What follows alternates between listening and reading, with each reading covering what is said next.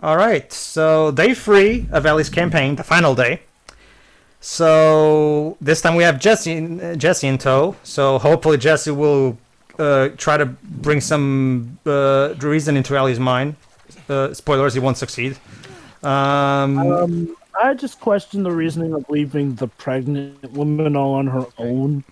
Like, I get that that theater is technically barricaded, but come on, anyone could probably shoot their way into it. And as we're gonna see in the Abbey campaign, Joe was right, but that's way later down the line.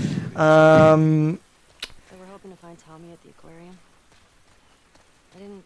Yeah, and then maybe we'll finally be getting somewhere with this plot. Like, yes, killing Nora was satisfying, and mind you, apparently, according to the writer, it wasn't supposed to be satisfying, but whatever. Let's be honest, as a player, you probably would have taken more satisfaction with Nora's death, with how she'd acted and how she'd participated in stuff. But okay, they introduced Nora pretty much just for her to die and give Ellie information. Oh, here you go. Information with No, former Fireflies. What kind of falling out? He was a smuggler, True. and they disagreed about some goods. Huh. Fight broke out. Some of them died. Guess they wanted payback. Damn. So essentially, the Alan. WL. Nope. I need to get clear on something. When we So find essentially, Tommy- the WLF are consisting of a lot of the disbanded Fireflies reformed into, Should be back in Jackson. well, yeah, the Washington Liberation Front. You're probably wondering why Jesse even came along to help us on our mission. He's actually going to explain in it because Ellie's going to ask him in later. So We can cut through that convention center. Has she told him yet that Dina's pregnant? yes, she has in the previous part. We even brought it up. It was so unclear. Well, not really. I mean, Jesse literally asked her, "Is she pregnant?" And Ellie said yes. So I failed to see how they could be more clear. Ellie must have talked over it. Yeah. Are we watching a video game playthrough? Yeah, it's not very clear. Pedro, are we? No. Always remember, you have to do it like in the game. You have to ask, and then I'll answer. Right then.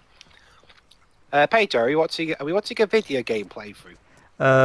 Yes, we are, Dwebs. Yes, we are. Gonna come back to Jackson. Statement unclear. I thought I was watching a bad movie.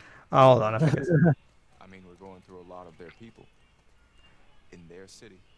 true. Because of what they did. Didn't Abby and her friends come to Jackson because of something Joel did? Don't you see, Ellie? You're no better than Abby. Joel and Tommy helped Abby when she got attacked. Which, okay, fair enough. You know, for this first half of the game, they do raise something of a more. They do raise kind of a better argument for why Ellie shouldn't be doing this. Mind you, Jesse does. Dina was pretty much going along with this for the most part. Now, Jesse's the only one who questions her on this whole vengeance quest. His reason for coming along is not even because of Ellie. I'm getting ahead of the game right now, but Jesse was kind of a pupil of Joel's. It was Joel who taught him everything Jesse knows. So Jesse has a lot of admiration for Joel, and that's why he wanted to come along and help. So Mind you, I wasn't talking about his reasoning for coming, but his reasoning about why maybe this revenge might be a bit wrong is some of the better reasoning narrative-wise. again, Jesse's the only character in this game who actually speaks some sense sometimes. Go ahead. Like, okay, for as much as the whole stuff about how, oh, you'd be no better than Abby can get annoying, he does raise a point that Ellie is unfortunately repeating a lot of Train Abby's actions, killing a lot of people on their own turf just to get to this Tormentra. one girl. Let's see. Eddie Brains and Eddie Braun. Kind Aries Ocampo, affiliation none. Once a kind, empathetic teenager, Tormentra was always bullied for being soft. But everything changed when a latent genetic mutation emerged, allowing her to convert the mental anguish of others into kinetic energy. The worse the pain, the more powerful the result. Now her day job as a criminal psychologist allows her to absorb the worst things in people's lives and use it as a literal ammo against those who persecuted her. Many suspect Tormentra of feeding off the hurt of those who got in the way of her pride outbursts. But whatever. So yeah, she literally takes the mental anguish of people and turns it into a weapon. Wow, I thought she looked That's pretty fucking cool. Yeah, for a second there, I thought she looked a little bit similar to Fem Seth from Street Fighter V. wait a minute, hold on. She takes the mental anguish of people and turns it into weapons? Dude, she'd be so OP in this game because there's a lot of mental anguish to go around. I really wish we could actually have an actual, piece of media depicting this superhero universe, but like she already said, Neil would ruin that too, so... Give me a hand. Hey, yeah. Oh, notice, guys, how Allie had to ask Jesse for help in pushing this thing?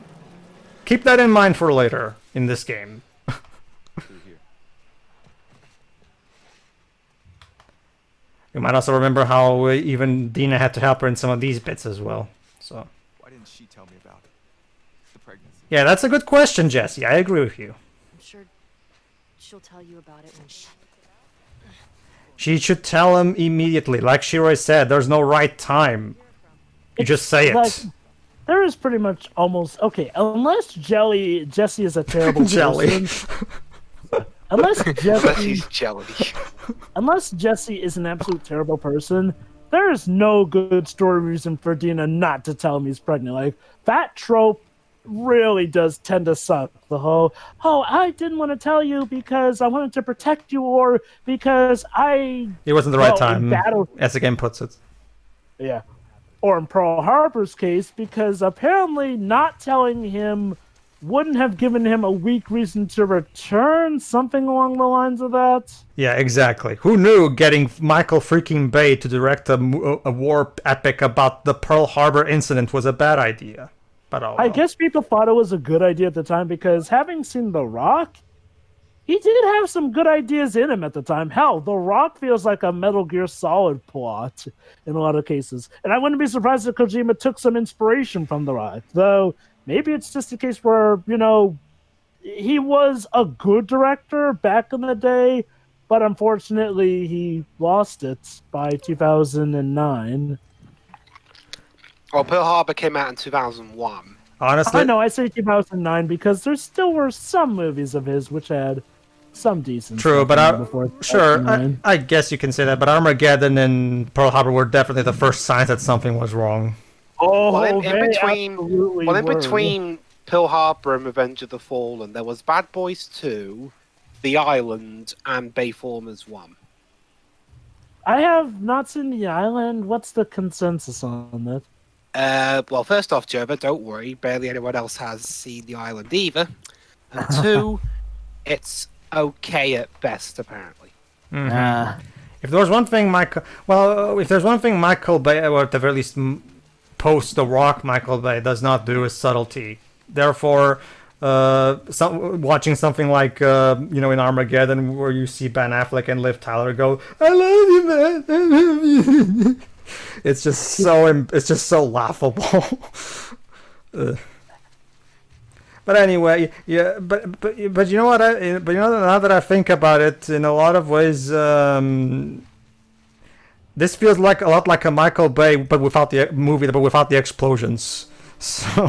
Oh, really? Well, think about it, Joe. But the drama is laughable. True. The characters are morons. There you go. Also true. Exactly. So you can kind of like this would basically be if Michael Bay directed a post-apocalyptic type of story, it would probably be a lot like this game. So Probably. So we just need to get by these people. this is actually one of the harder sections in the game to stealth through. It's one of those cases where you I like to always try to stealth kill as many people as I can. However, most people that I've seen on the internet just go fuck it and just go full Rambo on this section. Like me. Well, yeah. Well, the thing is, Jules, you can't go Rambo on every section. You have to conserve your ammo for the harder sections like these. Come on. So it's always a good idea to not do that every time. So save your ammo for the really tougher sections like this one. Basically, I'm really studying the pattern real well so I can devise some sort of plan. Good luck. Let's see. You gonna throw a brick at his head? No, Dibs, I'm not gonna throw a brick at anyone's head because unfortunately you cannot kill someone with a brick to the head. You should, but unfortunately they didn't. I guess the designers didn't think that's true. Well, to be fair, this wasn't a thing in the original game either, so I guess I shouldn't complain too much. Gee, it sounds like a sequel should improve on stuff. True. Nah. Again, I'm considering the graphics in this game not looking as good as in Uncharted 4, and the fact that the game design seems to be lacking in the improvements. I get the feeling all the new employees that Naughty Dog hired to make up for that massive departure, they're probably not as experienced. That's the feel I get. They still pressured them anyway. Oh no, of course, Shiro. That's not no. that's besides the point. Like obviously, we all know that happened. It's just my issue is that like the sad part is that it seems like these developers, maybe it's because of the crunch period, maybe they don't work well under those conditions. That can also be an issue, maybe. But yeah, like there's clearly a decline in quality in terms of graphic quality, and the game didn't improve on the original's gameplay as much as it probably should have. Because while I do like the crawling that makes the stealth a lot more involved, it's still not quite enough. It still feels like they should have gone further with it. Come here, asshole. There you go. Just take it like a man. There you go. Let's see what. All right, lads, our shift's over. Let's go and get a beer. Alright, then. Lads. Odd? Well, actually, there's that's actually a good point you bring up because if when you do a stealth kill of someone, you have to make sure that none of that person you stealth kill is not in conversation with anybody, because if they do, obviously the other person will go like Anna, I asked you a question, and then it goes check where that person was. So you always have to be careful with that. But however, if the characters are not conversing with each other, then you can stealth kill them fine, since they're just patrolling. So. Well, honestly, I don't know. I mean, half the time, what if Ellie killed them mid-conversation when they were bad-mouthing Joel or something? That would kind of be interesting and neat. Yeah, it's like, hey, I'm the only one that gets to badmouth Joel. Unfortunately, this is also another problem that I have, is that unlike the AI in Uncharted 4, which is where your AI partner will help you quite a bit, and while Dina did occasionally help here and there, like Joel helped a lot in that flashback sequence that we were in. I guess they're trying to argue that, Joel is, of course, Joel, so of course he's much more experienced and knows this shit, like the back of his hand. But Jesse never at any point in this game actually helps me take down anybody. He just stands there. Why? I don't know. Like, what's the point of even having him coming along if it's not going to reflect anything on the gameplay? Like, geez, I talked about a certain other character being useless AI-wise, but Jesse takes the cake here. Like, what? Did you realize that he was one of the better characters narratively, so you made him useless gameplay-wise, or what? Is there, like, something in the settings or something? We don't want... Joel, we don't want players to side with Jesse over our main character now, do we?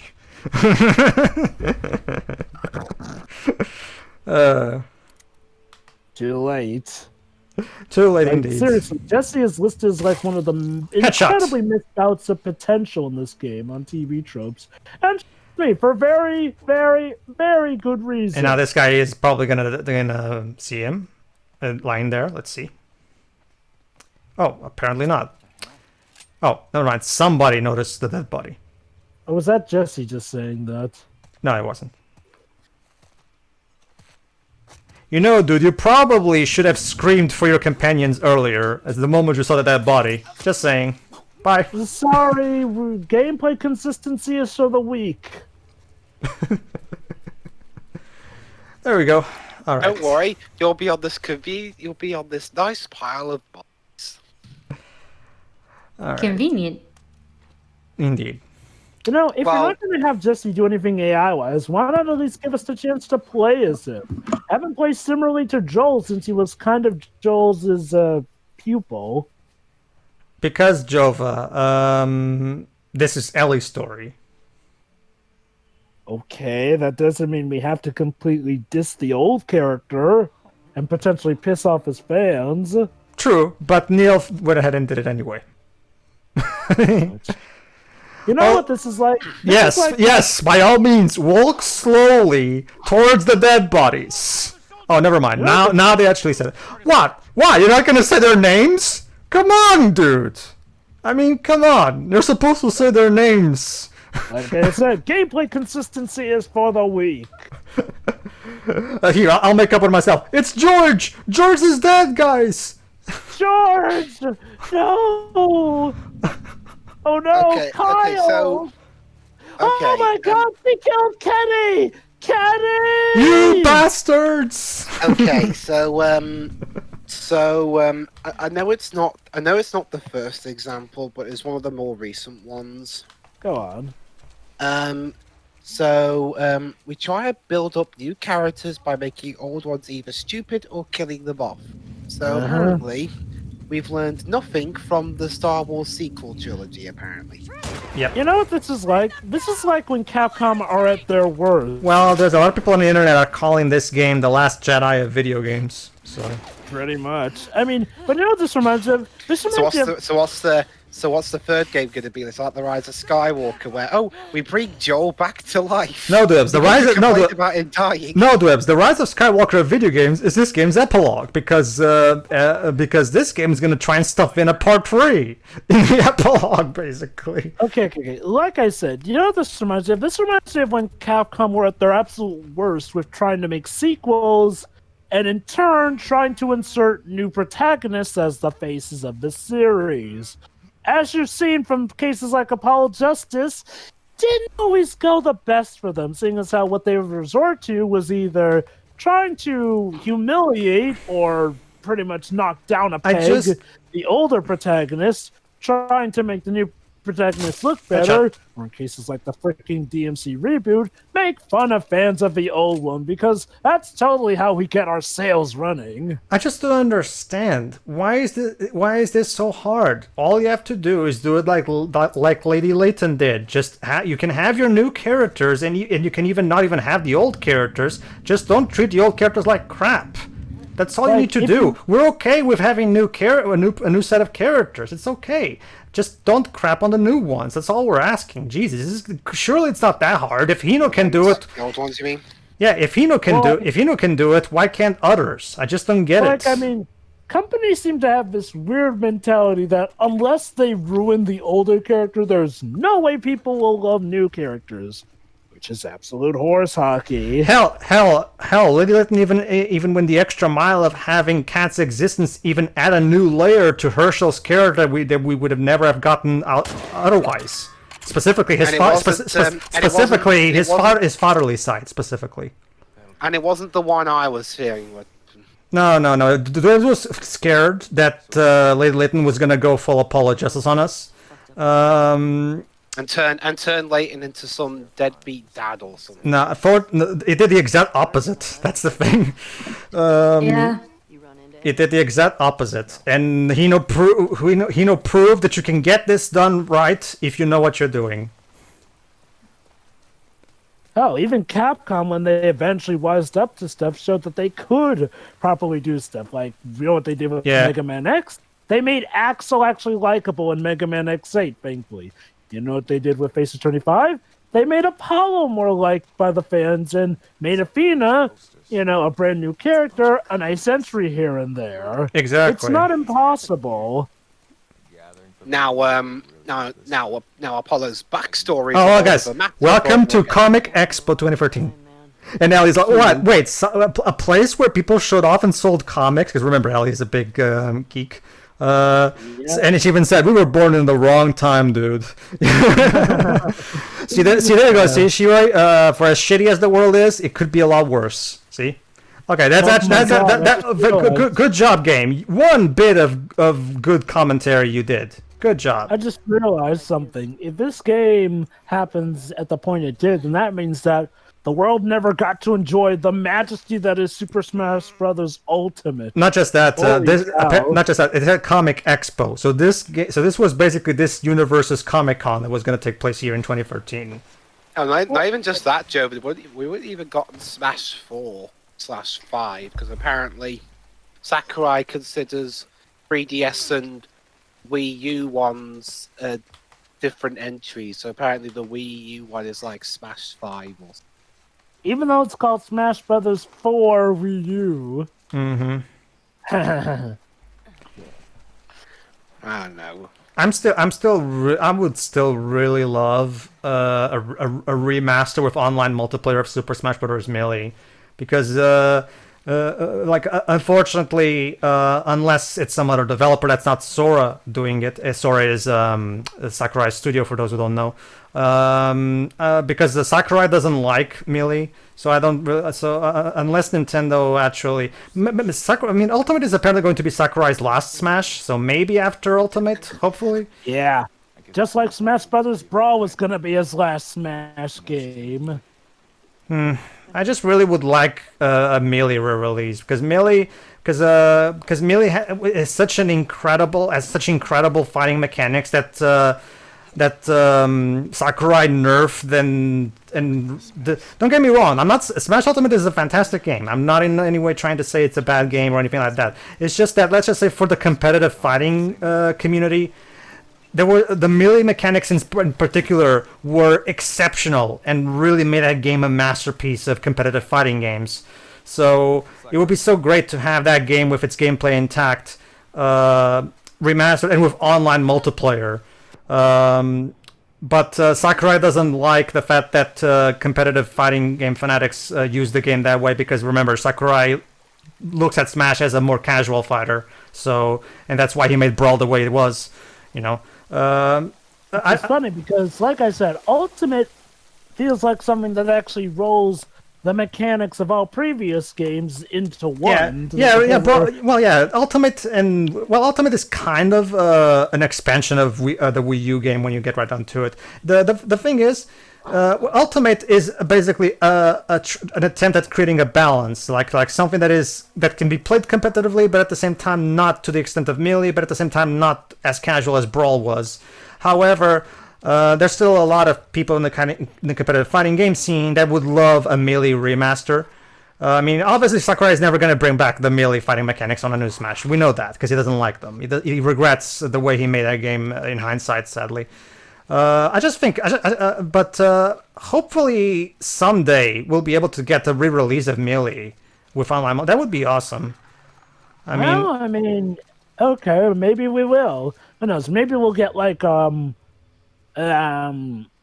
pseudo virtual console for the GameCube. To give you an idea, for those who are not familiar with this, you know how there's a lot of competitive fighting game tournaments that are streamed on Twitch and shit like that. To this day, a lot of fighting game veterans from the competitive fighting game scene still go out of their way to dig up their GameCubes, their controllers, and their copies of Smash Bros. Melee and bring them to these tournaments so they can go to these tournaments, because they're still having Melee tournaments to this day. That's how much of a big deal Melee is to fighting game fanatics. It's regarded by... Melee literally was always in the main lineup until Smash Bros. Ultimate was considered worthy enough to actually replace that. Keep in mind, Brawl and 4 happened alongside Melee. Ultimate was the game that finally, and even in its first year, it showed up still alongside Melee. It was only later that Ultimate eventually replaced Melee altogether. Melee holds that much an important heart in the FGC. Well, not replaced entirely, Jova. No, there's actually plenty of Melee tournaments still going around, because I'm talking about the main lineup when it comes to Evo. Well, I guess maybe, but I can tell you from people that I know of who are into the competitive fighting game scene, that will tell you that there's still quite a lot of, because fighting game mechanics and competitive fighting games, it's all about even a minuscule of difference can make all the difference for fighting game fans. You have to understand this. Like someone who's a bit more casual when it comes to fighting games will not notice this, of course. But these players who literally study the mechanics and the way these games control to the fucking letter, like to the point where they know the mechanics like the palm of their hands, you know. Even if you change something even slightly, it might ruin an entire fighting strategy of a character. Like it's and since Ultimate doesn't play exactly like Melee, a lot of people still prefer going to Melee tournaments over it, because it's one of those cases where Melee was such a fantastic case of lightning in a bottle, you know, and for as much as a lot of fighting game fanatics have wanted Sakurai to try to replicate that again, Sakurai unfortunately doesn't like how that turned out. But anyway, what I know, they're former Fireflies from the hospital. It makes sense. It's what my gut said all along. The WLF took a bunch of them after they disbanded. They traveled to Jackson specifically to kill Joel, and killing him wasn't enough. Abby is hiding out in the aquarium. What I don't know, why is Abby hiding out? Does it matter? Where are the rest of them? Do they matter if I get Abby? No. Where's Tommy? Is he still alive? He has to be. That's nice, Ellie. Yes, very, very, very nice. So anyway, should I tell Dina and Jesse about this? No, they can't know what Joel did. They won't understand. Do I understand? Yes, game. Yes, very, very, very deep. Thank you very much. I am sure. I am sure that those who are still invested. But very interested. But Dwebs, do you understand? No. Jova, do you understand? It's hard to understand what the game is even asking me to understand. The game is so far up its own butt, it's vanished out of sight, and I think we would need a whole expedition just to find it. Right. Shiroi, do you understand? Do I care to? I don't know. You tell me. There's only one person who can tell me whether or not you care. It's you. So. I guess no then. It's like if I ask you, Shiro, are you itchy? And you're like, I don't know. Well, like I mean, I can't know that for you. So I can't itch for you. It's like if I asked Dwebs. It's not telepathic. It's like if I asked Dwebs, hey Dwebs, are you feeling well today? And he's all like, you tell me. What do you mean? What do you mean I should tell you? How can I tell you whether or not you're feeling fine? Like. You're the one who knows that. Feeling This fine. is what this game is doing to us. Yeah, it's making us question how look at that. Well we are. Throwback to the first game. Remember in the first game when Ellie did something to help Joel, and Ellie's like, teamwork, and then she's in her head for a high five, and you had the option to either high five her or a snuffer. And that was the same thing as well, with Jesse going, go Team Jackson. So a little throwback to the first game there. Too bad it only makes me wish I was playing that game instead. That's this game's talent. Hell, if I wanted to play a game in 2020 where there are awkward high fives, I'd play the 7 remake. I wouldn't say that. If I wanted to play a zombie apocalypse game in 2020, I'd just do Resident Evil 3, the remake. Thank you very much. Mm-hmm. Or if I wanted to play a Sony exclusive in 2020, I'd play Ghost of Tsushima, except I can't right now. And if I wanted to play a rather dark but occasionally funny game, I'd just do Deadly Premonition 2. Well, yeah, of course. If I wanted to play the world's most expensive slideshow, I'd play Deadly Premonition.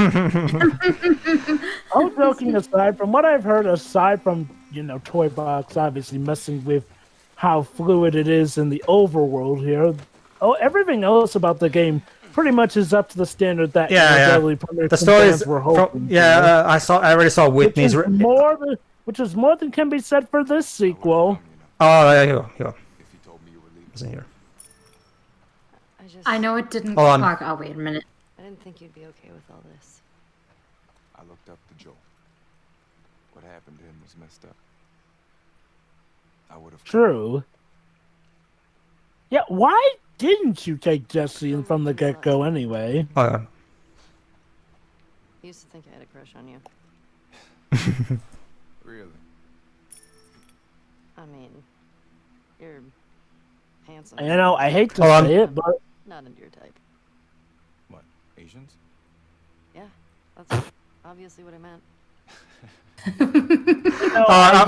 Don't get me wrong. I know that this is just playful banter between two old friends. Unfortunately, I know that a lot of people on the internet are going to take those lines out of context and try to claim that moment was racist or something. It's clearly not. and that is why we don't give those people the time of day. But you know, is it sad that I feel like Ellie has more chemistry with Jesse than her actual love interest? I know, right? Yeah, That's sad. basically, audience. If we delved into some of the stuff that Jova was mentioning, we'd be here all day. We won't get to talk about the game's plot, and we just spend half of it ranting about idiots. So we're not going to bother. Yeah, but Also, as I was gonna say, I know it didn't. I know that kind of goes against what I said in a couple of parts ago, where I felt that using insults can kind of deflate your argument a little bit. But in that specific instance, I'm not gonna bother. Sure. You're saying, Shirai? Go ahead, Shirai. Yeah, I know it didn't come out this year, but if I want to play as a female protagonist, I guess I'm gonna play Horizon. A much better game. Well, Shiri, I'm surprised you didn't know about her. Well, in terms of playing as female, How could I not have known? well, in terms of playing as female protagonist, yet again, Resident Evil 3, the remake, scratches that itch. That too. Although, is the new Horizon game out this year or next year? Next year. Next year. The developer said that they're aiming for a 2021 release, but it's still not set in stone. Well, you guys, Shiri, you can enjoy the new Horizon, and I'll be looking forward to the new Gran Turismo. Exactly. See. Anyway, no. Yeah. To answer, Joey, yeah, that's exactly it. I saw Whitney's review. For those who don't know, Whitney is the founder of the Welcome to Greenville website, which is the definitive Deadly Premonition fan website that was built all the way back in 2010 when the game first released, and she's still maintaining it and uploading videos to the YouTube account to this day. In an account called Deadly Premonition Archives, where she's made plenty of analysis videos because it's her favorite game of all time. Wow. And she also made a recent review of Deadly Premonition 3, and she said that the story delivers as well. So, and I trust her judgment on that. I haven't actually played the game yet because I'm waiting for the patches to come. Specifically, the patch that fixes the one specific cutscene, apparently. Basically, Yeah, like I said- there's some everybody. Swery is very big on LGBT representation in his games. Check out The Missing if you're not familiar with it.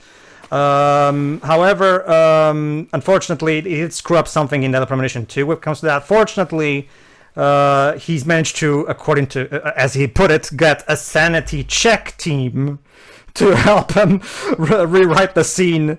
You could have done with one of those, Neil. Just saying. Sure, maybe we should ask Swery to send his sanity check team to go to Naughty Dog. To Neil, yeah. He'll probably be horrified by what he sees.